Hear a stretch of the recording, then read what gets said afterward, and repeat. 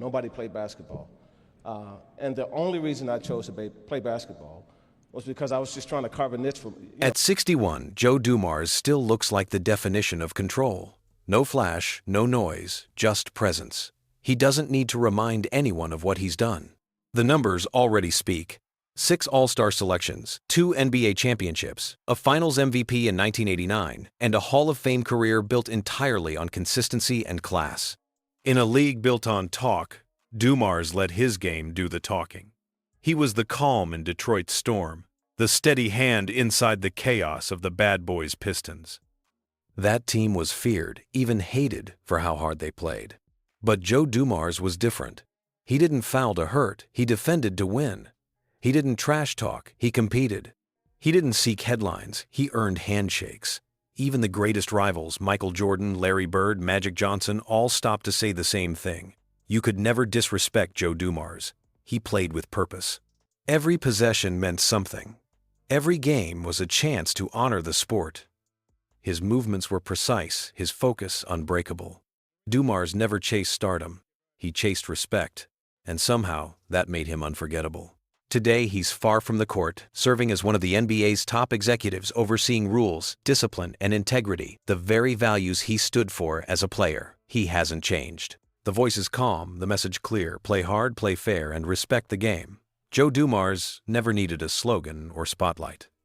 His story was written in silence, in defense, in discipline, in dignity.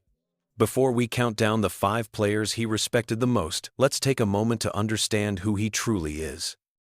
Joe Dumars was born on May 24, 1963 in Shreveport, Louisiana, the youngest of 12 children in a working-class family that valued discipline above everything else. His father drove trucks for a living. His mother was a churchwoman who believed respect wasn't something you demanded, it was something you earned. In that household, noise didn't win arguments, actions did. That mindset would shape the man who would later redefine professionalism in the NBA. He wasn't a child of the spotlight. While most future stars were being scouted by powerhouse colleges, Dumars stayed close to home, playing for McNeese State, a small school few outside Louisiana had ever heard of. But even there, his work ethic stood out. He wasn't the flashiest guard, but he was relentless. By his senior year, he was among the nation's top scorers, and scouts finally began to notice the calm, composed kid who played every game like it mattered. In 1985, Detroit drafted him into a league that was transforming, where legends like Magic Johnson, Larry Bird, and MichaelJordan were defining a new era of competition. The Pistons, led by Isiah Thomas, were building their identity around physicality and grit. It was the perfect test for a man like Dumars, quiet, focused, and unbreakable. From his first season, he earned respect not just from teammates, but from opponents who realized he was impossible to rattle. No theatrics, no ego, just basketball played the right way. He became the perfect balance to Detroit's chaos, the mind behind the muscle. And today, as we revisit his journey, we count down the 5 players Joe Dumars respected the most, the ones who, like him, understood that greatness begins with respect.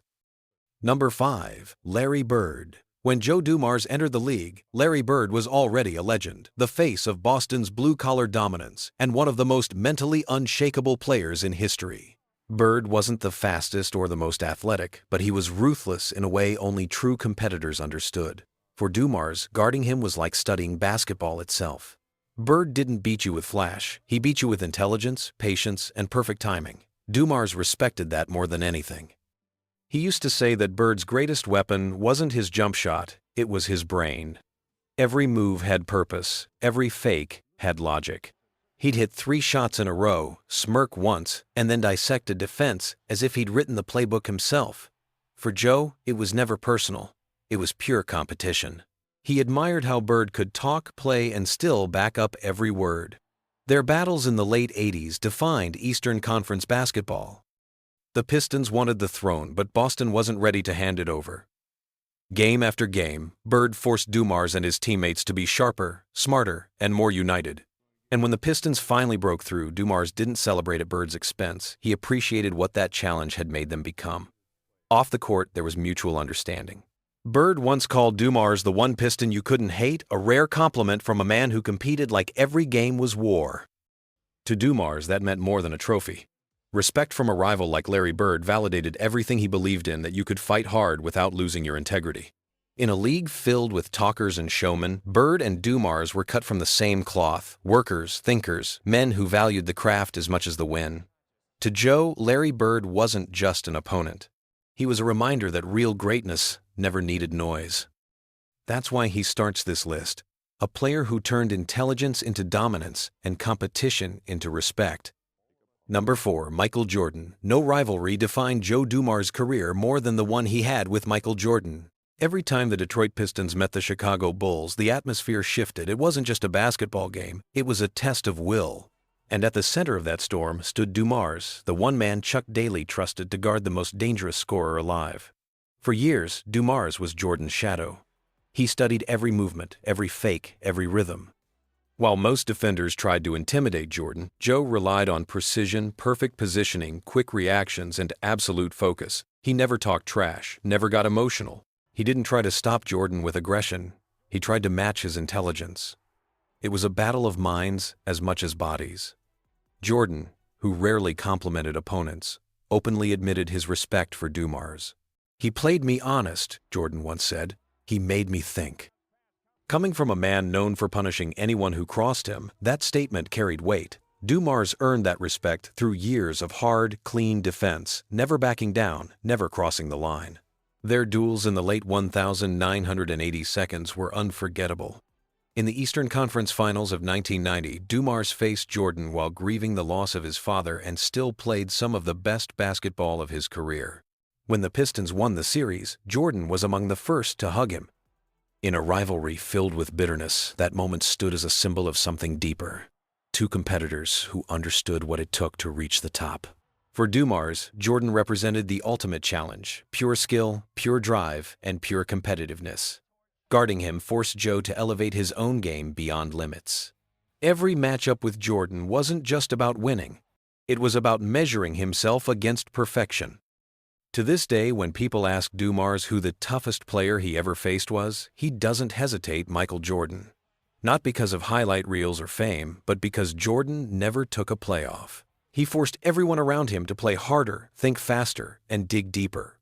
That's why Jordan makes this list not just as an opponent, but as the standard. The one player who pushed Joe Dumars to his absolute best and earned his eternal respect. Number 3, Magic Johnson. If MichaelJordan was the ultimate test of skill, Magic Johnson was the ultimate test of control. When Joe Dumars faced Magic, it wasn't about speed or power, it was about rhythm, poise, and leadership.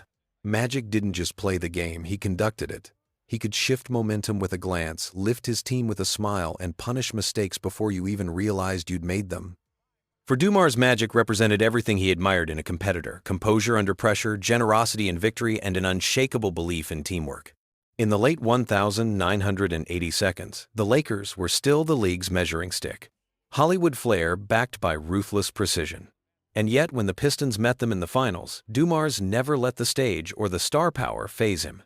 The 1988 finals was a lesson in heartbreak. Detroit came within one possession of a title before Magic and the Lakers snatched it away. But a year later, in 1989, Dumars returned with fire in his eyes.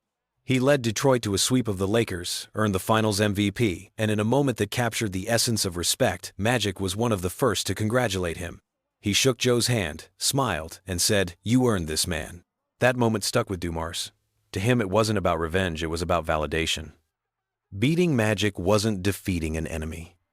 It was earning acknowledgement from someone who embodied greatness with grace. Magic had every reason to walk away bitter, yet he showed the same sportsmanship he'd shown throughout his career. Off the court, their relationship remained strong. Whenever Magic spoke about the toughest defenders he'd faced, Joe's name was always there. And whenever Dumars talked about leadership, he mentioned Magic, a man who made everyone around him better. In a league full of stars chasing attention, Magic Johnson stood out for making the game bigger than himself. That's why Joe Dumars respected him deeply, not just for his talent, but for his dignity. To Joe, Magic was proof that you could lead with confidence, win with joy, and still treat everyone with respect. And that kind of power lasts longer than any highlight reel. Number 2, Isiah Thomas. If there was one man who truly understood Joe Dumars, his discipline, his silence, his drive, it was Isiah Thomas. They weren't just teammates. They were opposites that completed each other. Isiah was fire. Joe was calm. Isiah spoke for the team. Joe carried the team. Together, they defined what leadership meant inside one of the toughest locker rooms in NBA history. When Dumars arrived in Detroit in 1985, Isiah was already the face of the franchise, a fierce competitor who demanded everything from his teammates.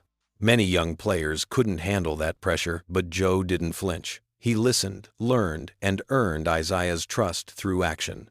By the late 80s, that trust had become unbreakable.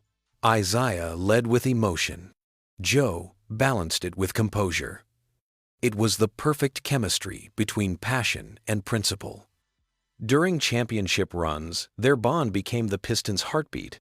When Isiah injured his ankle in the 1988 finals and still scored 25 points in a single quarter, Dumars was the first to help him off the floor. And when Joe's father passed away during the 1990 playoffs, Isiah was the first to hold him together, telling the team, "Play for Joe." That was their connection, no words, just loyalty. Dumars has often said that playing beside Isiah taught him what leadership truly was, not control, but belief. "Isiah made you believe you could win even when you shouldn't," he once said. The outside world saw tension and ego in those bad boys' years, but inside the locker room, Dumars saw something different, a brotherhood forged in battle. And at the center of it stood Isiah Thomas, the general who never let them quit. Even years later, long after the noise of their era faded, Dumars still speaks of Isiah with the same tone, respect mixed with gratitude. He doesn't mention stats or trophies. He mentions lessons. How to lead under pressure. How to protect your team. How to keep fighting when everyone else turns their back. For Joe Dumars, Isiah Thomas wasn't just a teammate, he was family. And that's why he ranks this high. Because in every sense, Isiah didn't just lead the Pistons. He helped shape the man Joe Dumars became. Number 1. Hakeem Olajuwon. At the top of Joe Dumars' list stands a player who mirrored everything he believed in Hakeem. The Dream Olajuwon. No trash talk, no showboating, no excuses. Just discipline, humility, and excellence.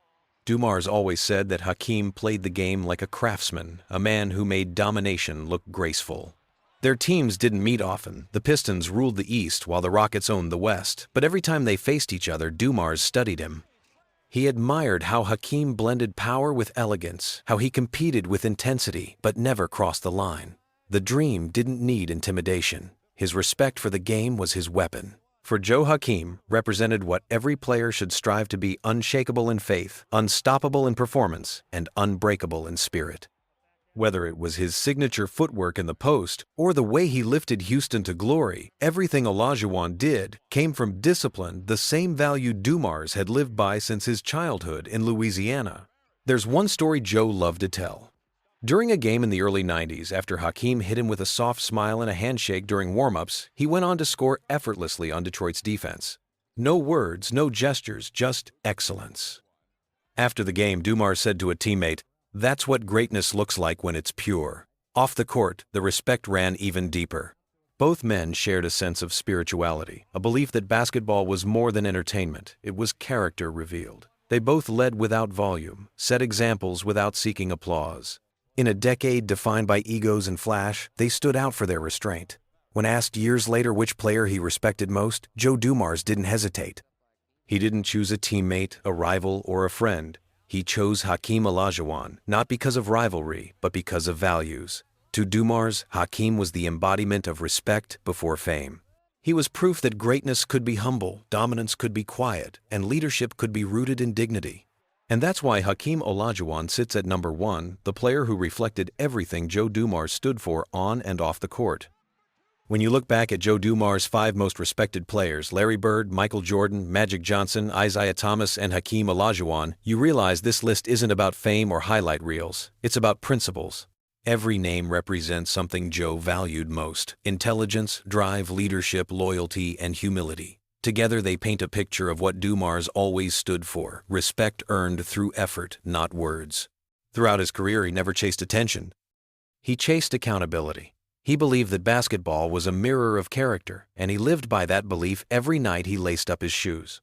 His defense was his language. His silence was his message. And the respect he earned from rivals, teammates, coaches, and fans became his legacy. Even now, in his role within the NBA's front office, Joe Dumars continues to carry those same values into the league's future.